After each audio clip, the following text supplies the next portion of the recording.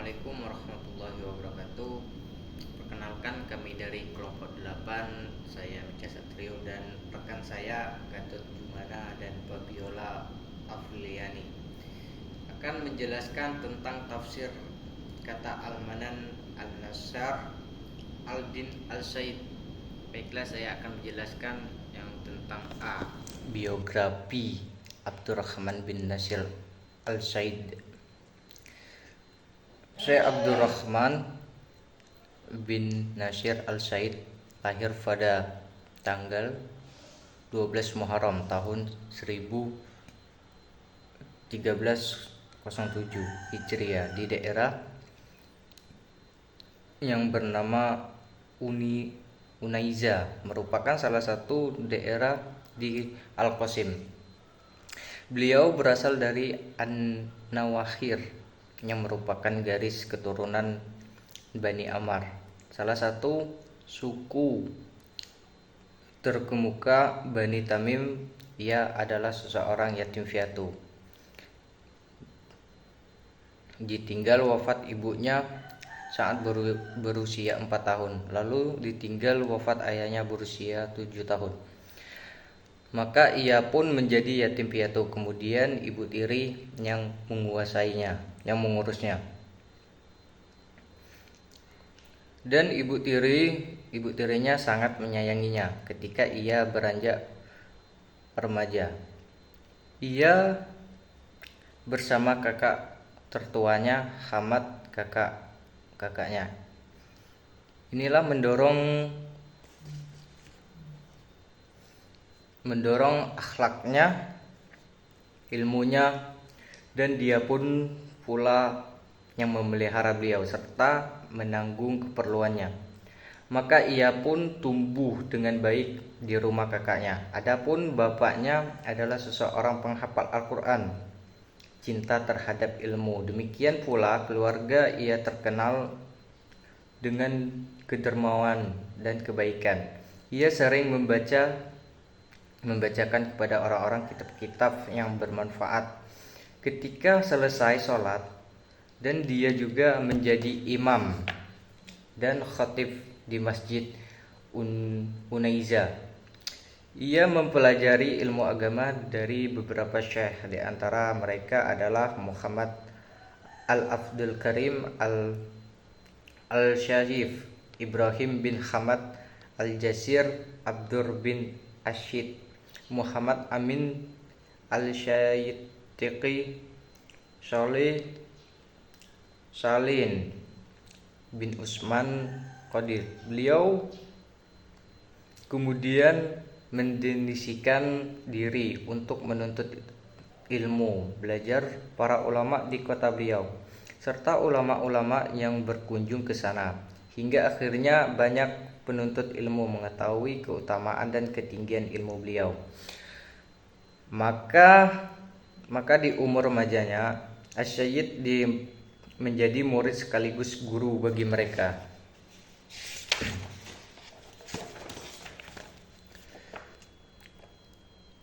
Ia banyak menelah karya-karya tulis Syekhul Islam Ibnu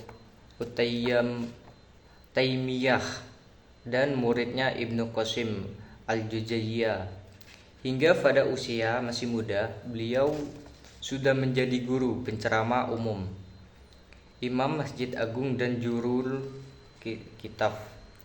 khutbahnya, mulfi negeri, penulis dokumen-dokumen penting, pemerkasa wasiat dan wakaf, penghalu dan pernikahan, dan beliau adalah tokoh penasihat mereka dalam segala urusan mereka. Karakteristik utama beliau adalah beliau memiliki akhlak yang sangat mulia. Seseorang yang murah hati, terbuka, wajahnya berseri terhadap anak-anak maupun dewasa yang terkenal maupun selain mereka. Beliau begitu ramah, baik dengan yang lebih tua maupun yang muda. Beliau kan berbicara kepada setiap orang sesuai dengan tingkat pemaslahan serta yang terbaik bagi orang tersebut. Beliau tidak dan menjauh dari kemewahan serta golongan kehidupan dunia. Ia ambil peduli dengan kedudukan kekuasaan maupun kemusyawaratan. Beliau menulis 40 karya tertulis dibagi jenis ilmu syar'i, baik itu tafsir, hadis, fikih dan usulnya, tauhid, rukun, penolakan atas orang-orang yang menyimpang, yang kesemuanya dikenal baik oleh penuntut ilmu syar'i hingga kini. Kitab Tafsir Al-Sayyid menjadi rujukan kaum muslim dalam memahami Al-Quran.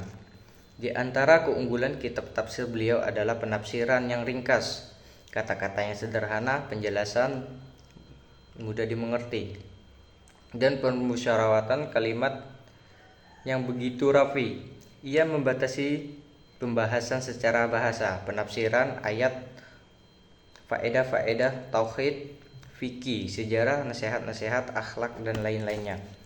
Namun keistimewaan terpenting adalah kitab tafsir beliau yang terbatas dari takwil keliru dan Israiliyat, dan menyadarkan pemahamannya kepada Al-Quran dan hadis sesuai dengan pemahaman Al-Syafa' Al-Hlasi. Di antara murid yang termasyhur adalah Asy-Syaikh Muhammad bin Shalih. Semuanya dikenal baik oleh penuntut ilmu syar'i hingga kini.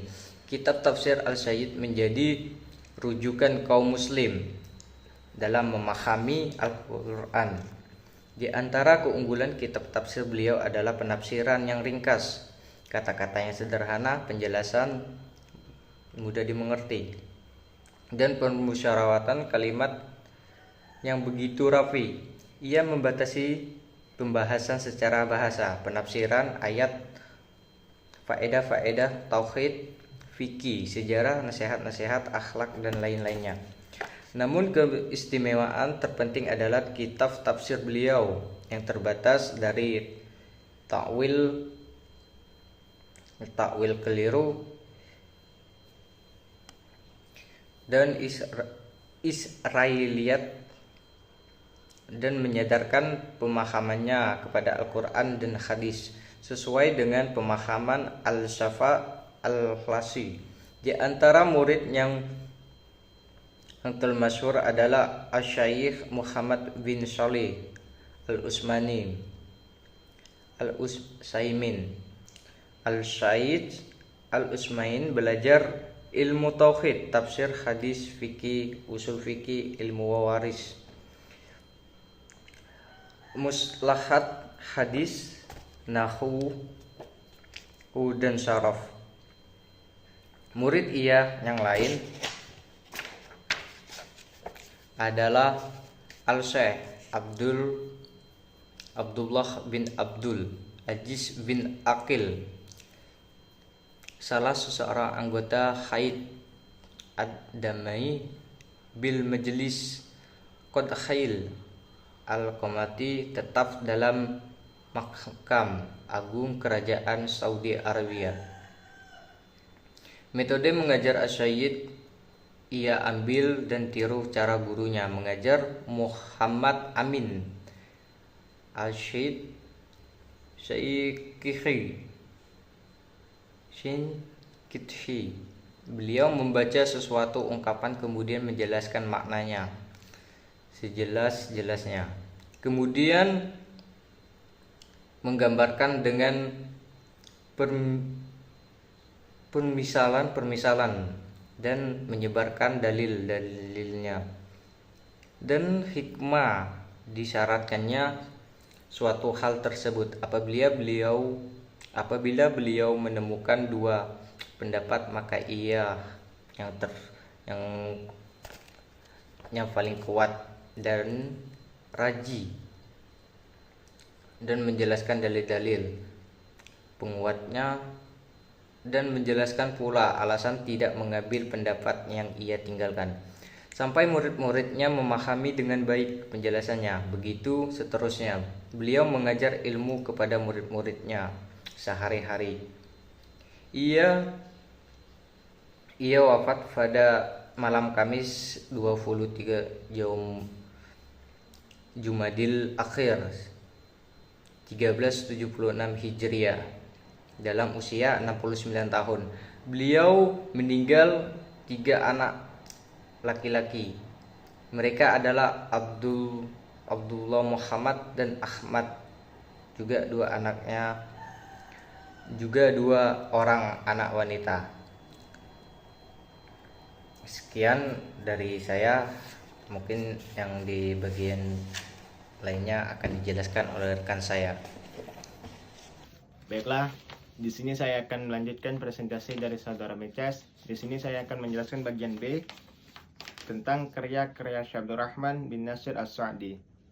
Al-Sa'di adalah salah satu seorang ulama yang memiliki banyak sumbangsi bagi perkembangan ilmu pengetahuan yang bernuansa Islam. Sumbangsi yang mereka berikan tidak terhitung banyaknya, baik yang sempat direkam lewat indera maupun yang sudah dimuat oleh bentuk naskah ataupun teks tulisan. Indikatornya terlihat lewat karya-karyanya dalam bentuk tulisan yang tak terhitung banyaknya. Adapun di antaranya karangan-karangan yang sempat disebutkan oleh ulama. Yang pertama, karyanya di bidang tafsir. A. Tafsir Al-Karim Ar-Rahman fi Tafsir Kalam Al-Manan yang berjumlah 8 jilid.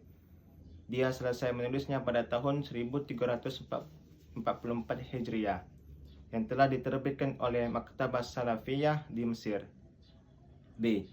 Tafsir Al-Latif Al-Mannan fi Kullasat Tafsir Quran, termasuk di antaranya kitab tafsir Bil Ar-Ra'yi Al-Mahmud yang didasarkan ada penafsiran dengan hadis Nabi sallallahu alaihi wasallam. C. Al-Mawahib Al-Rabbiyat min Al-Quran, termasuk kitab tafsir yang kontemporer yang di dalamnya juga membahas tentang ulumul Quran. D. Al-Qawaid Al-Hisan lil Tafsir Al-Quran. Di dalamnya kitab ini termuat 70 kaidah tafsir, ulumul Quran, dan pembahasan-pembahasan yang Qur'aniyah. E. Al-At-Tawdih wa Al-Bayan lil Syarajan Al-In. Penjelasannya dasar-dasarnya dari mana diperoleh manfaat dan buahnya iman. Yang kedua, karyanya di bidang ulumul Quran. A. Fawaid Qur'aniyah, tercakup di dalamnya pembahasan ijaz Al-Quran, balaghat Al-Quran, pembahasan tentang muhkam, mutasyabih pada ayat-ayat Al-Quran, akhlak Islam dan sifat-sifat Allah, lafaz Al-Quran, jihad akidah mutlak muqayyad dan makna Al-Quran. B. Kisas al-Binya, rincian kisah-kisah yang disebutkan oleh Allah dalam Al-Quran mengenai berita-berita tentang Nabi dan kaumnya. E. Qasas al-Anbiya fil Quran al-Karim wa ma fi min al-Ibar wal al-Fawaid al-Kisarat al-Mustaqat min kisas Al-Quran. Bagian yang ketiga, karyanya di bidang hadis Nabi sallallahu alaihi wasallam.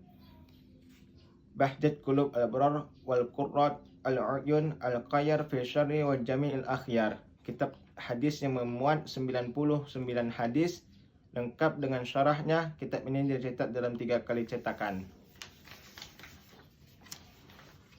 Yang keempat, karyanya di bidang akidah. A. Al-Adilat Al-Qawati wal Barahin fi Usul Muhyiddin. Kitab yang membahas tentang aliran ilmu kalam, filsafat, kegaiban dan kenabian.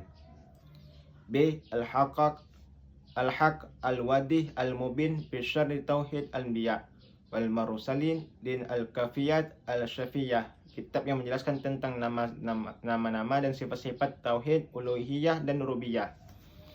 C. Al-Durat Al-Bahiyah Syarh Al-Qasidat At-Taiyah fil Muqsid Al-Qadariyah. D. At-Tanbihat Al-Latifat Al-Ikhtawat Alaihi Al-Qaidat Awasitiyah min Al-Mabahis Al-Munafah. Kitab yang berkaitan tentang keyakinan terhadap nama dan sifat-sifat Tuhan, keutamaan para Nabi Sallallahu Alaihi Wasallam. E. Al-Qawail Al-Syadid Syarh Kitab Tauhid Imam Mujaddid Muhammad bin Al-Wahhab, kitab tentang nama dan sifat-sifat Tuhan dan tauhid uluhiyah dan rububiyah. F. Al-Mawahib Al-Rabiyah min Al-Qur'aniyah, kitab yang berisi pembahasan tentang nama dan sifat-sifat iman kepada yang gaib dan ajakan dakwah pada nabi-nabi Allah. G. Taudih Al-Kafiyat Al-Syafiyat fil Al-Tisirat lil Al-Farq Al-Nahiyat Ibnul Qayyim Al-Jauzi. Yang kelima, karyanya di bidang ilmu fikih. Yang A. Risalat fil Qawaid Al-Fiqhiyah, berisi pembahasan tentang ibadah, air, niat, hisan, dan pembahasan dalam kitab-kitab fikih pada umumnya. B. Al-Mukhtarat Al-Jalaliyah min Al-Masail Al-Fiqhiyah, berisi pembahasan tentang fikihnya Imam Hanbali. C. Al-Irsyad Al-Ma'rifat Al-Ahkam, berisi pembahasan tentang hukum-hukum fikih, ibadah dan muamalah. D. Manhaj As-Salakin wa Taudih Al-Fiqih fil Al-Din, berisi pembahasan tentang salat jamaah, ibadah wudhu, hukum jual beli dan sebagainya.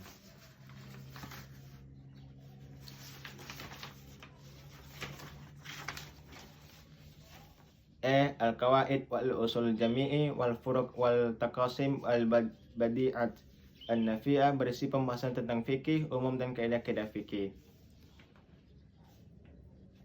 F. Al-Irsyad Al-Ma'rifat Ahkam, berisi tentang soal-soal jawab masalah fikih dan beberapa masalah-masalah fikih. G. Risalat Latifah Jami'ah fi Usul al-Fiqh al-Muhimmi, berisi pembahasan tentang usul fiqh, dalil-dalil syar'i dan kaidah-kaidah usul. G. Al-Manazarat al-Fiqhiyah, koreksi atas kitab dari bab at-tasil wal bayan wal asyar. Bagian ke-6, karyanya di bidang bahasa Arab, at-Ta'niq wal Kashaf an-Nikab al-Nazam Qawaid al-I'rab, berisi pembahasan tentang i'rab dan bahasa Arab. Bagian ke-8, karyanya tentang beberapa pelarangan dan tema-tema lainnya. A. Al-Iryad al-Naridid wal Ahdad Ik al-Na'irat Az-Zahirat fil Qawaid wal Funun, berisi pembahasan tentang iman, tauhid, syafaqah Islamiyah, pengajaran dan sebagainya. B. Ad-Dalail Al-Qur'aniyah fi Annal Ulum wal Amali An-Nafiyat As-Syar'iyyat Ad-Dakhilat fi Din Al-Islami, berisi pembahasan tentang ayat-ayat Allah berkaitan dengan makhluknya, kalam, tauhid, dakwah dan sebagainya. C. Ad-Din As-Sahihil Jami'il Syakil, berisi pembahasan tentang akhlak Islam, ilmu, beberapa paham akidah, politik internal dan eksternal dan lainnya. D. Al-Wasail Al-Mufidat Al-Hidayat As-Sa'idah, berisi pembahasan tentang akhlak Islam, iman, amal soleh, pendoman, jiwa yang sehat, ilmu yang kemasyarakatan.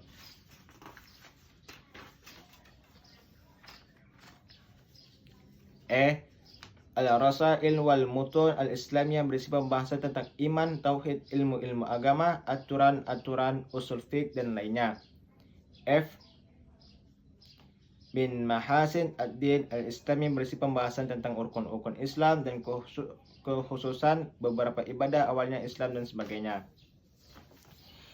Kitab tafsir Al-Karami Ar-Rahman fi Tafsir Kalam Al-Manan merupakan kitab tafsir Al-Quran yang ditulis oleh Syekh Abdurrahman bin Nasir As-Sa'di rahimahullahu ta'ala. Ada beberapa kelebihan dari kitab tafsir ini, diantaranya metode Syekh dalam menafsirkan makna secara umum dengan tidak memberikan perincian secara detail sehingga pembahasannya tidak terlalu panjang. Selain itu, penjelasannya juga ringkas dan ilmiah. Dalam penjelasannya juga menyebutkan takhrij hadis-hadis sehingga memudahkan kita untuk merujuk ke sumber secara langsung. Tafsir ini terkenal dengan tafsir As-Sa'di karena pengarangnya tafsir adalah Syekh Abdurrahman bin Nasir As-Sa'di. Ia adalah seorang ulama terkenal di Arab Saudi. Kitab tafsir As-Sa'di ini cover mukanya berwarna merah. Dalam covernya muka tertulis judul tafsir, yaitu Tafsir Karim Ar-Rahman fi Kalam Al-Rahman fi Kalam Al-Mannan. Nama pengarangnya Al-Alamah Syekh Abdurrahman bin Nasir As-Sa'di. Nama-nama yang memberikan kata pengantar yaitu Fadlul Syekh Abdurrahman, Fadlul Syekh Abdullah bin Abdul Aziz bin Al-Qalil, Afadiyah Syekh Muhammad ibn Saleh Usmani. Mungkin inilah yang dapat saya sampaikan. Akan dilanjutkan oleh saudari Febiola. Metode dan corak kitab As-Sa'di. Di awal kitab tafsirnya As-Sa'di menulis semacam peringatan penting mengenai metodologinya dalam tafsir ini. Ia berkata, ketahuilah bahwa metode saya dalam tafsir ini menyebutkan makna-makna yang hadir di benak saya, dan saya tidak hanya mencukupkan dengan menyebutkan apa yang berkaitan dengan tema-tema sebelumnya, lalu tidak menyebutkan apa yang berkaitan dengan tema-tema serupa yang datang kemudian, karena Allah menyebutkan ciri khas kitab Al-Quran ini sebagai yang diulang-ulang, di mana kabar-kabar, kisah-kisah, dan hukum-hukum serta tema-tema yang bermanfaat bagi suatu hukum yang besar disebutkan secara berulang-ulang, dan Allah memerintahkan untuk merenungi semuanya, karena di dalam itu semua terdapat tambahan ilmu dan pengetahuan, kebaikan lahir dan batin, dan demi memperbaiki segala urusan dengannya. Albani pernah ditanya tentang tafsir ini. Beliau menjawab, buku tafsir tersebut sangatlah baik dan memiliki pembahasan yang baik pula. Metode penafsiran buku ini sangatlah sederhana, yaitu hanya dengan menyebutkan penggalan ayat, lalu menyebutkan maknanya secara simpel, tanpa menyebutkan berbagai perkataan yang melebar sampai hal-hal yang faidahnya hanya sedikit, tetapi langsung kepada makna inti ayat, dan dengan bahasan yang lugas sehingga dengan mudah seorang pembaca dapat menyimpulkan apa yang dimaksud oleh yang bersangkutan. D. Penafsiran tafsir kalam Al-Mannan tentang Al-Quran dan zikir sebagai alat berpikir manusia di dalam Al-Quran surah An-Nahl ayat 44. A'udzubillahi minasyaitonirrajim. Bismillahirrahmanirrahim. Wa anzalna ilaika dzikra litubayyina lin-nasi ma nuzzila ilaihim wa la'allahum yatafakkarun. Shadaqallahul azim. Maka Nabi telah menyampaikan kepada manusia penyampaian yang jelas.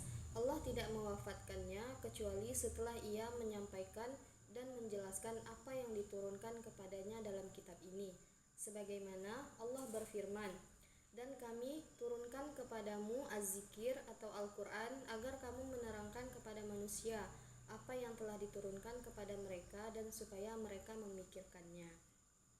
Ibnu Jarir rahimahullah berkata, dalam tafsir ini Allah Ta'ala berfirman kepada Nabi Muhammad SAW, dan kami tidak menurunkan kitab kami kepadamu dan mengutusmu sebagai rasul kepada makhluk kami kecuali agar engkau menjelaskan kepada mereka apa yang mereka perselisihkan dalam agama Allah.